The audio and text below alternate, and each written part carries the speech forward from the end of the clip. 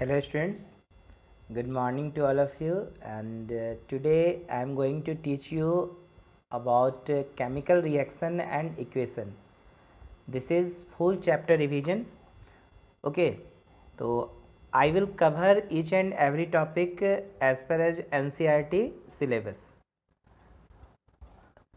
So first of all, we will cover in this lecture introduction, balance chemical equations, how to balance chemical equation, type of reaction, in which we will study about combination reaction, decomposition reaction, displacement reaction, double displacement reaction, oxidation reduction reaction, corrosion and rancidity. Let's start this chapter. Okay guys, तो सबसे पहले हम लोग बात करने वाले हैं about chemical reaction and equation. Chemical reactions, as we know कि when two or more substance combine together to form a new type of substance and this reaction is known as what? Chemical reactions. जैसा कि मैंने आपको बताया कि जब भी दो या दो से ज़्यादा सबस्टांस आपस में कंबाइन होगा और एक नया प्रकार का सबस्टांस बनाता है, तो ऐसे ही प्रॉपर्टीज वाले रिएक्शंस को हम क्या नाम देते हैं? Chemical reactions. ओके, तो इसमें केमिकल रिएक्शंस में आप देखोगे कि रिएक्टेंट है, प्रोडक्ट है. रिएक्टेंट आपस में कंबाइन होकर क्या बनाता है? प्रोडक्ट बनाता है. तो इसके ढेर सारे प्रॉपर्टीज़ हम लोग से पूछा जाता है कि what are the properties of chemical reaction. तो students, you can write the different properties of chemical reactions for, जैसे कि एग्जांपल के रूप में देखो, first, chemical reaction must be associated with change in temperature. For example, heat should be either evolve और absorb. जैसा कि हम लोग जानते हैं कि अगर मान लीजिए कि केमिकल रिएक्शन कॉम्बिनेशन रिएक्शन है, तो कॉम्बिनेशन रिएक्शन है तो वहाँ पे से हीट क्या होगी? रिलीज करेगी. ठीक है, तो ऐसे रिएक्शंस को हम लोग एक्सोथर्मिक रिएक्शन कहते हैं. और यदि रिएक्शन मान लीजिए आपका डीकम्पोजिशन है, तो डीकम्पोजिशन रिएक्शन में हमें हीट का क्या होगा? रिक्वायरमेंट होता है. ठीक है, तो ऐसे रिएक्शंस को फिर हम एंडोथर्मिक नाम देते हैं. तो आप ये first properties you can right, chemical reaction must be associated with change in temperature, that is heat should be either evolve or absorb. Second characteristics you can write, the reaction must occur between fixed quantity of the reactant. ठीक है, जब भी आप देखोगे कि किसी भी reaction में, तो रिएक्शन में जो रिएक्टेंट सब्सट्रैक्ट आप यूज़ कर रहे हो उसकी क्वांटिटी क्या होती है? फिक्स होती है. उसकी मोल्स, उसकी वॉल्यूम जो हमेशा हमें फिक्स क्वांटिटी में मिलती है और वो फिक्स क्वांटिटी आपस में रिएक्ट करके प्रोडक्ट बनाता है. ठीक है, तीसरा देखेंगे properties, the chemical reaction should follow the law of conservation of मास. कोई भी आप केमिकल रिएक्शन जब आप बैलेंस फॉर्म में लिखते हो, ठीक है ना, तो बैलेंस फॉर्म में होने के बाद वो लॉ ऑफ कंजर्वेशन ऑफ मास को ट्रू करेगा. अगर वो लॉ ऑफ कंजर्वेशन ऑफ मास को ट्रू नहीं दिखाता है तो आपका केमिकल रिएक्शंस जो लिखे हैं आप, वो कहीं ना कहीं गलती है. ठीक है, there may be fault. Okay, तो कोई भी केमिकल रिएक्शन लिखो तो first of all you balance the chemical reaction and after balancing you can check law of conservation of mass, both side, reactant side और प्रोडक्ट साइड. फोर्थ प्रॉपर्टीज है, the product obtain must have properties different from the reactant. जब भी हम chemical reaction देखते हैं बच्चों, तो reactant की जो प्रॉपर्टीज और प्रोडक्ट की प्रॉपर्टीज वो बिल्कुल डिफर मिलेगी. फॉर एग्जांपल, जैसे हाइड्रोजन और ऑक्सीजन को अगर आप कंबाइन करते हो तो वाटर मिलता है, तो वाटर की कैरेक्टरिस्टिक्स आर डिफरेंट. किससे डिफरेंट होगी? तो आप बता सकते हो हाइड्रोजन से और ऑक्सीजन से. ओके, नाउ एग्जाम्पल के तौर पे, जैसे कि देखो यहाँ पे मैंने एग्जाम्पल दिया है केमिकल रिएक्शन का कि पोटासियम नाइट्रेट को जैसे हम हीट करते हैं तो पोटासियम नाइट्रेट और ऑक्सीजन मिलता है. उस तरह सोडियम रिएक्ट को अगर वाटर के साथ रिएक्ट करोगे तो आप क्या मिलेगा? सोडियम हाइड्रोक्साइड मिलेगा. ठीक है ना, और यहाँ पर हाइड्रोजन गैस लिबरेट होगा. इसके अलावा अब हम लोग देखेंगे, will study about word equation. Word equation से क्या समझते हैं बच्चों? A chemical equation which represent a chemical reaction briefly in words is called word equation. जैसे कि आपको इक्वेशन जो वर्ड में दिया है, जैसे देखो यहाँ पे सिंबॉलिक प्रेजेंटेशन मैंने नहीं लिखा है, यहाँ पे वर्ड में है. Word that is sodium plus water gives sodium hydroxide hydrogen. तो इस तरह के इक्वेशन को लिखने की तरीका को हम लोग क्या कहते हैं बच्चों? Word equation. तो ये जो आप देख रहे हो सोडियम और हाइड्रोजन, ठीक, सोडियम और वाटर, सॉरी, तो ये सोडियम और वाटर जो है ये रिएक्टेंट कहलाता है, और ये जो आप देख रहे हो सोडियम हाइड्रोक्साइड हाइड्रोजन, ये प्रोडक्ट कहलाएगा. तो then question is arising, what is reactant and what is product? Then reactant, the substance or substance which take part in the chemical reaction. It means sodium and water are taking part in chemical reaction. That's why sodium and water is known as reactant. And the new substance or substance form in a chemical reaction is known as product. Here sodium hydroxide and hydrogen said to be product. Okay, now what are the rules for writing a word equation? कैसे हम word equations को लिखेंगे, इसके लिए क्या rules बनाए गए हैं? तो स्टूडेंट्स फर्स्ट रूल्स देखेंगे यहाँ पर, the substance taking part in a chemical reaction reactants are always written on the left hand side. अभी आपने देखा कि रिएक्टेंट को हमने कहाँ लिखा था, लेफ्ट हैंड साइड में, फिर एक एरो था, एरो के राइट साइड में जो सबस्टांस हमने पॉइंट किया था वो प्रोडक्ट था। सेकेंड रूल्स क्या लिखेंगे, the substance form after the chemical reaction product are always written on the right hand side. फिर देखो plus sign is put between the reactant और बिटवीन द प्रोडक्ट। मान लो दो या दो से ज़्यादा रिएक्टेंट है तो वहाँ पे आप प्लस साइन का यूज़ करोगे, दो या दो से ज़्यादा अगर प्रोडक्ट बन रहे हैं तो वहाँ पे भी आप प्लस साइन का यूज़ करोगे। इसके बाद है कि एरो, एरो देखो बीच में दिया रहता है, ठीक है ना। एरो क्या दिखाता है, एरो दिखाता है कि प्रोडक्ट फॉर्म हो रहा है। ओके, चलिए आगे बढ़ते हैं। जैसे इन द वर्ड इक्वेशन आप देख रहे हो सोडियम वाटर के साथ रिएक्ट करके NaOH और H2 बना रहा है, तो यहाँ पे सोडियम और वाटर क्या हो गया, रिएक्टेंट, ये प्रोडक्ट फॉर्म हुआ तो ये प्रोडक्ट कहलाया, ये है NaOH और हाइड्रोजन, ठीक है। तो फिर यहाँ पे एक चीज़ ध्यान देंगे कि अगर मैं कोई भी इक्वेशन लिखूँ और वो इक्वेशन अगर बैलेंस फॉर्म में नहीं हो, ठीक है, जैसे यहाँ पे देखो मैंने यहाँ पे लिखा है कि a chemical equation express in symbol and formula such that number of atom of different element toward the side of reactant is not equal. जैसे यहाँ पे आप देख रहे हो कि चलो ये तो बैलेंस लग रहा है, नहीं बैलेंस नहीं, यहाँ पे हाइड्रोजन देखो 2 और 1 3 है और यहाँ पे हाइड्रोजन कितने हैं, 2 है। तो इस तरह की इक्वेशन को ना हम लोग अनबैलेंस इक्वेशन कहते हैं, या फिर इसका दूसरा नाम आप कह सकते हो स्केलेटल इक्वेशंस। ओके, इसी को जब हम बैलेंस कर देंगे तो बैलेंस करने के बाद ये नाम क्या हो जाएगा, स्वाभाविक है बैलेंस इक्वेशन कहलाएगा। तो जब तक इक्वेशन बैलेंस नहीं होते हैं तो उसे आप क्या नाम दोगे, या तो स्केलेटल इक्वेशन बोलोगे या फिर अनबैलेंस इक्वेशन बोलोगे। Okay, now question is arising how to balance chemical equations. तो हम लोग अभी क्लास 10 स्टैंडर्ड में हैं, तो हम लोग बहुत बेसिक कॉन्सेप्ट को स्टडी करेंगे और बेसिक कॉन्सेप्ट होगा बैलेंसिंग का, that is hit and trial method. Hit and trial method काफ़ी ईजी मैथड्स होते हैं, इसमें हम वैसे रिएक्शन में वैसे सबस्टांस को पकड़ते हैं जिसमें सबसे ज़्यादा एटम्स होते हैं, जिसकी एटॉमिसिटी सबसे ज़्यादा हाई होती है। जैसे आप यहाँ पे देखो आयरन वाटर के साथ रिएक्ट करके Fe3O4 बना रहा है, फेरोफेरिक ऑक्साइड बना रहा है। तो आप यहाँ पे देख सकते हो कि आयरन और की संख्या 3, ऑक्सीजन की संख्या 7 इसकी एटॉमिसिटी है। तो हम इसी को लेके हम बैलेंसिंग स्टार्ट कर सकते हैं। जैसे यहाँ पे आयरन 3 है तो आप यहाँ 3 से मल्टीप्लाई कर दो तो कितने हो जाएंगे, 3 आयरन। इसके बाद सेकेंड स्टेप में आप क्या करना, हाइड्रोजन को बैलेंस करना। तो हाइड्रोजन देखिए यहाँ तो बैलेंस है, बच गया क्या, ऑक्सीजन। अब ऑक्सीजन यहाँ पे 4 है, यहाँ पे 1 ऑक्सीजन है, अगर आप 4 से मल्टीप्लाई करोगे तो हाइड्रोजन अनबैलेंस होगा, तो फिर आप यहाँ पे भी कितने से मल्टीप्लाई कर देना, 4 से मल्टीप्लाई कर देना, इक्वेशन बैलेंस हो जाएगा।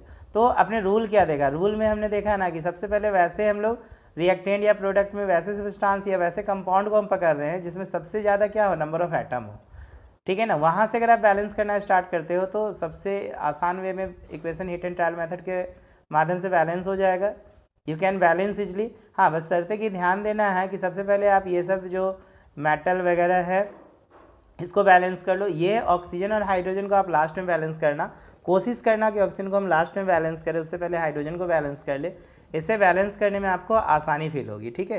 तो ऐसे मैंने यहाँ पे रूल भी लिख दिया है कि according to this rule Fe3O4 has maximum number of atom on oxygen 4 atom. देखिए पहला रूल तो यही हो गया, मैक्सिमम हमको प्रोडक्ट या रिएक्टेंट में वैसे कंपाउंड को पकड़ना है जिसकी एटॉमिसिटी क्या है, हाई है।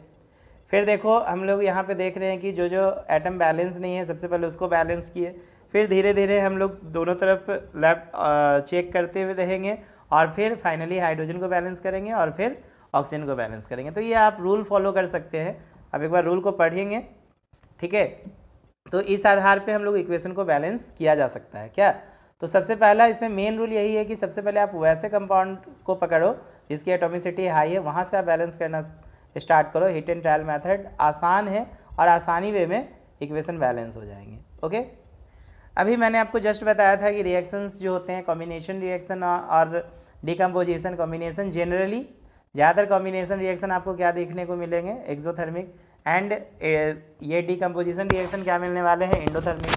तो एक्सोथर्मिक में आप क्या देखोगे कि हीट क्या हो रहा है, रिएक्शन से आउट हो रहा है, बाहर निकल रहा है, जबकि एंडोथर्मिक में रिएक्टेंट को आपस में रिएक्ट करने के लिए हीट का रिक्वायरमेंट होता है। ओके, तो डेफिनेशन पूछा जा सकता है, व्हाट इज़ द डिफरेंस भी पूछ सकता है कि एक्सोथर्मिक और एंडोथर्मिक रिएक्शन में क्या डिफरेंस है, you can right from here. इसके बाद देखेंगे रिएक्शंस को हम लोग कितने तरह से क्लासीफाइड कर सकते हैं। तो देखो बच्चों, रिएक्शन को मैंने यहाँ पे लिखा है 5 टाइप से क्लासीफाई कर सकते हैं। जैसे कॉम्बिनेशन, आपके सिलेबस के पॉइंट ऑफ व्यू से मैंने यहाँ पे पॉइंट किया है। कॉम्बिनेशन रिएक्शन, कॉम्बिनेशन रिएक्शन का बच्चों दूसरा नाम सिंथेसिस रिएक्शन भी होता है। सेकंड डीकम्पोजिशन रिएक्शन है, डीकम्पोजिशन रिएक्शन को आप एनालिसिस रिएक्शन भी कह सकते हो। थर्ड डिस्प्लेसमेंट रिएक्शन है, फोर्थ डबल डिस्प्लेसमेंट रिएक्शन है, और fifth oxidation and reduction reaction है। ओके, तो सबसे पहले हम लोग देखेंगे कॉम्बिनेशन रिएक्शन, उसके बाद डीकम्पोजिशन, फिर डिस्प्लेसमेंट, फिर डबल डिस्प्लेसमेंट एंड फिर ऑक्सीडेशन एंड रिडक्शन। तो कॉम्बिनेशन में जैसे मैंने आपको बताया कि दो या दो से ज़्यादा सबस्टांस आपस में कंबाइन होंगे और सिंगल न्यू सबस्टांस बनाएंगे। ऐसे रिएक्शंस को बच्चों कॉम्बिनेशन रिएक्शन कहते हैं। ठीक है, आप यहाँ से नोट करोगे, द रिएक्शन इन विच 2 और more substance combine to form a single new substance is called combination और synthesis reaction. For example, you can see here carbon plus oxygen gives CO2 and combination reactions के 3 types हैं। okay, there are 3 types of combination reaction। combination of 2 element to form a compound, देखो 2 elements combine होकर एक single product बना रहा है, ठीक है ना। इसके बाद है combination of an element and combination and A compound, एक एलिमेंट और कंपाउंड मिलके क्या बना रहे हैं, एक न्यू कंपाउंड बना रहे हैं। तो आप यहाँ पे कॉम्बिनेशन किसका किसका दिखा सकते हो, you can show between 2 element, you can show between 1 element and compound। here you are seeing oxygen is an behave as element and SO2 behave as a compound and form SO3 sulfur trioxide। and third one is you can see combination reaction between 2 compounds। for example, here NH3 and HCl form NH4Cl ammonium chloride। तो इस तरीके से हमने देखा कि combination reaction कितने प्रकार से हो गए, 3 प्रकार से, एलिमेंट एलिमेंट के बीच, एलिमेंट कंपाउंड के बीच और कंपाउंड कंपाउंड के बीच। ओके, ना देखेंगे डीकम्पोजिशन रिएक्शन। डीकम्पोजिशन रिएक्शन में आप बच्चों क्या देखोगे कि यहाँ पे सबस्टांस क्या हो रहे हैं, ब्रेक हो रहे हैं, ठीक है ना। अच्छा, ये ब्रेकिंग भी होगा तो डिफरेंट टाइप से हो सकते हैं। हो सकता है आप उसे हीट दे दो, हो सकता है आप उसे इलेक्ट्रिसिटी दे दो, हो सकता है उसे आप लाइट दो, ठीक है। सनलाइट के वजह से वो इस रिएक्शन क्या होगा, ब्रेक करेगा।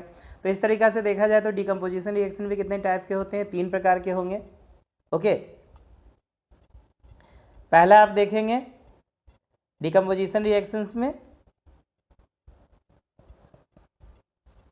Decomposition reaction by thermal decomposition, ठीक है ना। थर्मल डीकम्पोजिशन इसका मतलब क्या हो गया कि हम हीट के वजह से रिएक्शन को क्या करेंगे, डिकम्पोज करेंगे। फॉर एग्जांपल देखो, calcium carbonate that is said to be limestone also, इसको अगर आप हीट करोगे तो क्या बनेगा, क्विकलाइम बनेगा। क्विकलाइम का फॉर्मूला क्या होता है बच्चों, CaO प्लस कार्बन डाइऑक्साइड। यहाँ पे देखो आयरन सल्फेट, इसको भी हम हीट कर रहे हैं तो फेरिक ऑक्साइड बन रहा है। आप लेड नाइट्रेट को हीट कर रहे हो तो लेड ऑक्साइड बन रहा है। ओके, सेकेंड टाइप हम लोग देखते हैं। अच्छा, इससे पहले एक और भी कॉन्सेप्ट लिखें कि decomposition of A compound with light is called photo. हाँ, अगर लाइट के प्रेजेंस में अगर आप डिकम्पोज कर रहे हो तो इस प्रोसेस को हम लोग फोटोलाइसिस भी कहते हैं, ठीक है। और मैंने आपको पहले ही बताया है कि डिकम्पोजिशन रिएक्शंस जो होते हैं उसमें एनर्जी का रिक्वायरमेंट होती है। तो एनर्जी का रिक्वायरमेंट है तो ऐसे रिएक्शंस को हम लोग क्या कहेंगे बच्चों, इंडोथर्मिक रिएक्शन। तो डीकम्पोजिशन रिएक्शन कहीं ना कहीं देखा जाए तो कॉम्बिनेशन रिएक्शन का ठीक अपोजिट है, क्योंकि कॉम्बिनेशन रिएक्शन में क्या हो रही है, एनर्जी हीट बाहर निकल रही है, जबकि डीकम्पोजिशन रिएक्शन में क्या हो रही है, हीट को ज़रूरत है, रिएक्टिंग स्पेसिस को आपस में रिएक्ट करने के लिए हीट का रिक्वायरमेंट है। ओके, तो तीसरा क्वेश्चन आएगा आपका displacement reaction, type of reaction में। डिस्प्लेसमेंट रिएक्शन बड़ा इंपॉर्टेंट होता है, क्योंकि इसमें क्या है कि 1 एलिमेंट जो होते हैं दूसरा कंपाउंड में उस एलिमेंट का जगह ले लेते हैं। तो ऐसा कौन करेगा, जो अगर मान लो कि पहला एलिमेंट ज़्यादा रिएक्टिव होगा दूसरे से या ज़्यादा पावरफुल होगा, तभी तो वो उसको उसके स्थान से हटा के डिस्प्लेस करके अपना स्थान बना सकता है। जैसे एग्जाम्पल के तौर पे आप देखो, आयरन कॉपर सल्फेट से रिएक्ट कर रहा है, तो जैसा कि एक्टिविटी सीरीज के आधार पे हम लोग समझते हैं कि आयरन जो होता है कॉपर से ज़्यादा रिएक्टिव होता है, तो आयरन क्या करेगा, कॉपर सल्फेट के सॉल्यूशन से कॉपर को डिस्प्लेस करेगा, अपना स्थान बना लेगा, ठीक है। तो इसके लिए आपको करना क्या पड़ेगा ना, आपको रिएक्टिविटी सीरीज याद करना पड़ेगा, ठीक है। जैसे यहाँ पे भी आप देखो सेकेंड एग्जाम्पल, जिंक जो है कॉपर सल्फेट से रिएक्ट कर रहा है, फिर देखो जिंक ज़्यादा रिएक्टिव है कॉपर से, तो कॉपर को डिस्प्लेस करके जिंक सल्फेट बनाएगा। आप रिएक्टिविटी सीरीज मैंने आगे लिख दिया है, आप इसे याद कर लो, ठीक है। आगे मिलेगा नेक्स्ट पेज में। यहाँ पे आप देखो कि iron zinc lead are more reactive element so displace copper from its compound. यहाँ पे भी देखो KBr प्लस Cl2 है, पोटासियम है, तो यहाँ पे क्या बन रहा है प्रोडक्ट, KCl बन जा रहा है। ठीक है, इसके बाद देखो यहाँ पे copper displace silver from silver nitrate, ये AgNO3 का सॉल्यूशन है, कॉपर रिएक्ट कर रहा है, कॉपर Ag से ज़्यादा रिएक्टिव है, कॉपर देखो सिल्वर को यहाँ पे क्या कर रहा है, डिस्प्लेस कर दे रहा है। तो आप ये सीरीज को याद कर लो, बेटर होगा कि पोटासियम जो है अपने से नीचे वाले सभी को डिस्प्लेस कर सकता है, लेकिन नीचे वाला ऊपर को डिस्प्लेस नहीं कर सकता है। जैसे मैं बोलूँगा कि यहाँ पर आपका पोटासियम सल्फेट है प्लस सोडियम, रिएक्शन होगा तो डायरेक्ट लिखेंगे नो रिएक्शन, क्योंकि सोडियम देखो पोटासियम से कम रिएक्टिव है, बेरियम सोडियम से कम रिएक्टिव है। ठीक है, ऊपर वाला अपने से नीचे वाले को डिस्प्लेस कर सकता है, लेकिन नीचे वाला ऊपर वाले को डिस्प्लेस नहीं कर सकता है। तो आप ये पूरा एक सीरीज मैंने बना रखा है क्लास 10 स्टैंडर्ड के अकॉर्डिंग, तो आप इसको लर्न कर जाओ। पोटासियम उससे कम रिएक्टिव, सोडियम उससे कम, बेरियम उससे कम, कैल्शियम, इस तरह से आपको लिस्ट रिएक्टिव एलिमेंट मिलेंगे, सिल्वर, गोल्ड। ठीक है, ये आपको काफ़ी लिस्ट रिएक्टिव एलिमेंट मेटल मिलेंगे, नोबल मेटल्स भी कहलाते हैं ये सब। इसके बाद देखो double displacement reaction. Double displacement reaction में क्या होगा, the reaction in which two compound react to form two different compound by mutual exchange of ion. ठीक है ना, तो हम लोग इसको मेटाथेसिस रिएक्शन भी कहेंगे डबल डिस्प्लेसमेंट को। जैसे कि आप एग्जाम्पल में देखो, पहले तो आप जान लो कि ये डबल डिस्प्लेसमेंट रिएक्शन दो प्रकार से हम लोग देखेंगे, एक प्रिसिपिटेशन रिएक्शन और एक न्यूट्रलाइजेशन रिएक्शन। ओके, जैसे यहाँ पे आप देखो मैंने एक एग्जाम्पल लिखा है, सोडियम सल्फेट बेरियम क्लोराइड से रिएक्ट करके बेरियम सल्फेट बना रहा है और NaCl बना रहा है। तो यहाँ पे देखो BaSO4 का ना सॉलिड प्रिसिपिटेट बन रहा है। ठीक है, ये देखो एक्वस है, ये एक्वस है, और ये क्या बन गया आपका सॉलिड। तो ज़्यादातर आपको देखने को मिलेगा डबल डिस्प्लेसमेंट में दो प्रकार के रिएक्शन देखने को मिलेंगे। पहला प्रिसिपिटेशन रिएक्शन देखने को मिलेगा और दूसरा जो है न्यूट्रलाइजेशन रिएक्शन। प्रिसिपिटेशन रिएक्शन में क्या होगा कि दो एक्वस सॉल्यूशन या दो कंपाउंड आपस में मिलके जो प्रोडक्ट बनाएंगे उस प्रोडक्ट में आपको एक सॉलिड प्रोडक्ट मिलने वाला है। ठीक है ना, कहने का मतलब सॉलिड प्रिसिपिटेट मिलने वाला है। तो इस प्रक्रिया को हम लोग क्या कहते हैं, इस तरह के रिएक्शंस को प्रिसिपिटेशन रिएक्शंस कहते हैं। ओके, इसके बाद देखो न्यूट्रलाइजेशन रिएक्शन। जैसा कि हम लोग जानते हैं न्यूट्रलाइजेशन रिएक्शंस में एसिड बेस के साथ रिएक्ट करके सॉल्टर क्या बनाता है, वाटर। यहाँ पे भी देखो आयनों का एक्सचेंज होता है। इसीलिए double displacement reaction basically two types के होते हैं। First one is precipitation reaction and second one is neutralization reaction. You can learn here. Okay, now see oxidation and reduction, a very important. Oxidation means what, gain of oxygen, loss of hydrogen by atom और compound और molecule is known as oxidation. मान लो कि कोई compound oxygen को gain करता है या hydrogen को लॉस करता है, या फिर क्या करेगा, इलेक्ट्रॉनों का आप ऐसा भी याद कर सकते हो कि लॉस ऑफ इलेक्ट्रॉन। ठीक है ना, ऑक्सीडेशन कहलाता है। ठीक, ऑक्सीडाइजिंग एजेंट क्या है, ऑक्सीडाइजिंग एजेंट वो सब्सटेंस को हम लोग कहते हैं जो दूसरे को क्या करेगा, रिड्यूस करेगा। इसका मतलब दूसरे से इलेक्ट्रॉनों को लॉस कराएगा और वो इलेक्ट्रॉन को वो खुद क्या करेगा, गेन करेगा। ऐसे स्पेसिस को क्या कहा जाएगा, ऑक्सीडाइजिंग एजेंट। जनरली आपको नॉन मेटल जो देखने को मिलते हैं वो ऑक्सीडाइजिंग एजेंट होते हैं, जबकि मेटल्स किस तरह बिहेव करना चाहते हैं, रिड्यूसिंग एजेंट के रूप में। ओके, इसके बाद देखो जैसे एग्जांपल्स में मैंने लिखा है ऑक्सीडेशन में because of gains of oxygen. जैसे यहाँ पे कॉपर ऑक्सीजन के साथ रिएक्ट करके कॉपर ऑक्साइड बना रहा है, तो आप यहाँ पे देखो कॉपर ऑक्सीजन के साथ कंबाइन हो रहा है, ये ऑक्सीडेशन हो रहा है। ठीक है ना, कॉपर का ऑक्सीडेशन हो गया ऑक्सीजन के साथ, ये कॉपर ऑक्साइड बनाया। दूसरा एग्जाम्पल आप देखो मैग्नीशियम ऑक्सीजन के साथ रिएक्ट करके MgO बना रहा है, यहाँ भी मैग्नीशियम ऑक्सीजन के साथ सीधा कंबाइन हो रहा है। ठीक है, ये भी आपका ऑक्सीडेशन रिएक्शन है। यहाँ पे CH4 प्लस O2 मिलकर CO2H2 बना रहा है, यहाँ पे भी देखो बर्निंग प्रोसेस है, कंबस्शन रिएक्शंस, यहाँ पे क्या है, ऑक्सीडेशन रिएक्शन है। ठीक है, और ऑक्सीजन यहाँ पे किस रूप में बिहेव करेगा, ऑक्सीडाइजिंग एजेंट। पिछला रिएक्शन में भी ऑक्सीजन किस रूप में बिहेव कर रहा था, ऑक्सीडाइजिंग एजेंट। ठीक है ना, इससे पहले भी ऑक्सीजन किस रूप में बिहेव कर रहा था, ऑक्सीडाइजिंग एजेंट। ऑक्सीडाइजिंग एजेंट यही किसे कहेंगे, जो दूसरे को ऑक्सीजन देगा, दूसरे को रिसीव कराएगा। ठीक है, इसके बाद देखिए आगे का एग्जाम्पल हम लोग लेते हैं, जैसे कि मीथेन क्लोरीन से रिएक्ट करके मिथाइल क्लोराइड बना रहा है। यहाँ पे भी देखो इलेक्ट्रोनेगेटिव एलिमेंट का यहाँ पे कॉम्बिनेशन हो रहा है। ओके, तो ये भी आपका क्या कहलाएगा, कॉम्बी। ये अपना क्लोरीन से रिएक्ट कर रहा है और यहाँ पे क्लोरीन ऑक्सीडाइजिंग एजेंट के रूप में बिहेव करेगा। ठीक है, मैंने लिख भी दिया है, इसको पढ़ोगे आप। इसके बाद रिडक्शन का मतलब क्या है, loss of electron, gain of hydrogen by atom या कंपाउंड या molecule of ion is known as reduction, या फिर आप कह सकते हो gain of electron is known as reduction. Okay, अब रिड्यूसिंग एजेंट क्या होगा, तो स्वाभाविक है एटम कंपाउंड और ion which remove oxygen from another substance, जो दूसरे सबस्टांस से ऑक्सीजन को क्या करे, रिमूव करे। ऑक्सीडाइजिंग एजेंट में क्या था कि ऑक्सीजन को रिसीव करा रहा था, लेकिन यहाँ पे क्या करा रहा है, रिमूव करा रहा है, तो ऐसे सबस्टांस को क्या कहा जाएगा, reducing agent. Reduction because of loss of oxygen, ठीक है, जैसे यहाँ पे देखो CuO कॉपर ऑक्साइड हाइड्रोजन से रिएक्ट कर रहा है, तो देखो ऑक्सीजन यहाँ रिमूव हो रहा है, ठीक है, रिमूव हो रहा है, इसका मतलब यहाँ पे क्या हुआ, रिडक्शन हुआ। और रिड्यूसिंग एजेंट कौन कहलाया, तो यहाँ पे हाइड्रोजन क्या कहलाया, रिड्यूसिंग एजेंट के रूप में बिहेव किया, क्योंकि ये काम कौन कर रहा है, ऑक्सीजन को हटाने का काम कौन करवा रहा है, हाइड्रोजन। इस तरह एग्जाम्पल 2 में भी देखो क्लोरीन हाइड्रोजन से रिएक्ट करके HCl बना रहा है, फिर यहाँ पर आप देख रहे हो कि हाइड्रोजन फिर से यहाँ पे किस तरह बिहेव कर रहा है, रिड्यूसिंग एजेंट के रूप में बिहेव कर रहा है, ठीक है। रिड्यूसिंग एजेंट का काम क्या है, रिड्यूसिंग एजेंट का यहाँ पर काम हो रहा है कि क्या करना, जैसे ऑक्सीजन को निकालना, ठीक है, इलेक्ट्रोनेगेटिव एलिमेंट्स से क्या हो रहा है, ये रिएक्ट करा, अपने आप को करा लेना। इसके बाद देखो रेडॉक्स रिएक्शन, रेडॉक्स रिएक्शन में हम क्या बोलेंगे कि those reaction in which oxidation and reduction occur together, ऐसे रिएक्शंस को क्या कहा जाएगा, रेडॉक्स रिएक्शन, ओके। तो you can write here definition, chemical reaction in which oxidation reduction take place simultaneously is known as oxidation reduction reaction, ठीक है। और ऐसे रिएक्शंस को हम लोग रेडॉक्स रिएक्शन कहते हैं। The word redox is the combination of 2 word red plus ox, word red कहाँ से आया है, तो रिडक्शन से, ऑक्स कहाँ से आया है, तो ऑक्सीडेशन से, ओके। जैसे एग्जाम्पल में देखो Cu प्लस H2 CO और H2O बना रहा है, यहाँ पे आप डिफाइन कर सकते हो कि कॉपर ऑक्साइड हाइड्रोजन से रिएक्ट कर रहा है, तो देखो यहाँ पे ऑक्सीजन को हटा रहा है, ठीक, यहाँ पे ऑक्सीजन को हटा रहा है, तो यहाँ पे तो रिडक्शन, लेकिन यहाँ पे हाइड्रोजन ऑक्सीजन के साथ जुड़ रहा है, तो ये क्या कहला रहा है, ऑक्सीडेशन। तो इस तरह से ये रिएक्शंस क्या हो सकता है, एग्जाम्पल रेडॉक्स रिएक्शन का एग्जाम्पल हो सकता है, ओके। नेक्स्ट देखेंगे जिंक ऑक्साइड प्लस कार्बन मिलके देखो जिंक प्लस CO बना रहा है, यहाँ पे देखो कार्बन ऑक्सीजन को हटा रहा है, ठीक है, तो यहाँ पे क्या हो गया, इसका रिडक्शन, लेकिन यहाँ पे कार्बन ऑक्सीजन को क्या कर रहा है, रिसीव कर रहा है, तो फिर से यहाँ पे क्या हो गया, रिसीव कर रहा है, तो ऑक्सीडेशन हो गया, तो ZNO रिड्यूस टू ZN, जबकि carbon oxidize to CO, okay. तो फिर से ये रिएक्शंस क्या हो गया, एक ऑक्सीडेशन रिडक्शन हुआ, दैट इज रेडॉक्स रिएक्शन।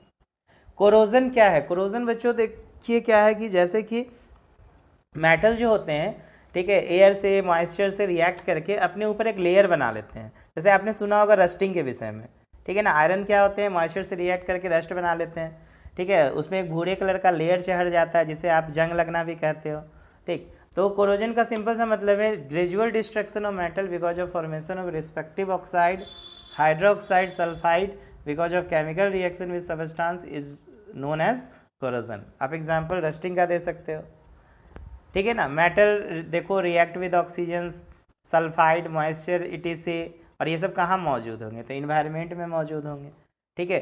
तो layer of different colour of metal oxide, sulphide, hydroxide deposit over them because of formation of this layer and metal first lose their lustre and gradually get destroyed, for example rusting of iron, फिर tarnishing of copper, silver etcetera, आप बता सकते हो, ठीक है। Example किसका है, ये कोरोजन का है।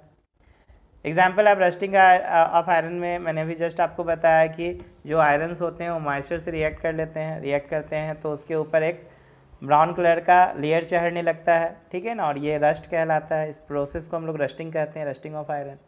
कैसे बचाओगे, अगर रस्टिंग से हमें बचाना है तो आप क्या करो, उसमें पेंट लगा दो, ठीक है ना, आयरन पर, तो इसे बचाया जा सकता है, या applying the layer of grease over iron article, जैसे साइकिल चेन, बॉल बियरिंग को अगर हमें रस्ट से बचाना है तो उसमें हम टाइम टू टाइम ग्रीस का लेयर चढ़ाते हैं, इससे रस्ट से हम बचाया जा सकता है। इसके बाद tarnishing of article made of silver, जैसे मान लो article made of silver such as jewellery got a black coating, मान लो ज्वेलरी में जो हम सिल्वर का जो ज्वेलरी बनता है उसमें ब्लैक कोटिंग हो जाता है। क्यों ऐसा होता है, क्योंकि एटमॉस्फेयर में सल्फाइड जो है मौजूद है, उसके वजह से इसका कलर ब्लैक हो जाता है। The article made of copper get dull and finally become greenish. तो ये सारे एग्जाम्पल किस चीज़ का है, ये सारा एग्जाम्पल आपका कोरोजन का है, ओके। तो corrosion of metal lead to loss of million of rupees every year, ये भी कहा गया, जैसे कि ब्रिज खराब हो जाता है, कार का बॉडी खराब हो जाता है, ग्रिल खराब हो जाते हैं, ये सब किसके वजह से होता है, कोरोजन की वजह से।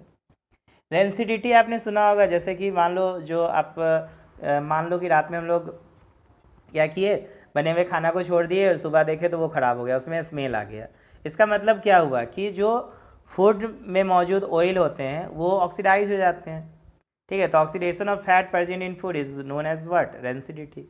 तो सिंपल है कि जब फूड आइटम एक्सपोज करेगा एयर से, बिकॉज ऑफ यहाँ पे होगा क्या, फैट का ऑक्सीडेशन हो जाएगा, और ऑक्सीडेशन होगा तो खाना जो होगा ख़राब हो जाएगा, फूड ख़राब हो जाएगा, और इस प्रोसेस को रेंसिड या रेंसिडिटी कहेंगे। ओके, नेक्स्ट है प्रिवेंशन ऑफ रेंसिडिटी। रेंसिडिटी से बचाने के लिए आप एंटीऑक्सीडेंट मिला सकते हो। जैसे एग्जांपल में आप देखो, लेस कुरकुरे खाते हो तो उसमें क्या मिला होता है, वो नाइट्रोजन गैस भर देता है ताकि वो एयर से कनेक्ट ना हो। अब नाइट्रोजन गैस भरा हुआ है, वो एकदम कम नॉर्मल टेम्परेचर में रिएक्टिव होते नहीं है, ठीक है। तो आपका चिप्स वगैरह क्या होता है, लंबे समय तक सेफ रहता है, ठीक। लेकिन उसी में अगर मान लो एयर निकल गया है, नाइट्रोजन गैस निकल गया, तो वो पैकेट्स के अंदर जो मौजूद चिप्स वगैरह होते हैं वो ख़राब हो सकते हैं। अब एंटीऑक्सीडेंट मिला के रेंसिडिटी से बचा सकते हैं। ओके, तो चलिए आज हम लोग यहीं पर रखते हैं। ये बिल्कुल एक रिवीजन लेक्चर था और इसमें मैंने एनसीईआरटी के अकॉर्डिंग सारे पॉइंट्स को कवर किया। तो आई होप आपको ये काफ़ी अच्छा लगा होगा। तो सबसे पहले आप मेरे चैनल को सब्सक्राइब कीजिए, लाइक कीजिए, शेयर कीजिए, कमेंट कीजिए कि आपको कैसा लगा। इसके बाद ये इस चैप्टर का क्वेश्चन आंसर पे हम लोग वर्कआउट करेंगे। Okay, thank you.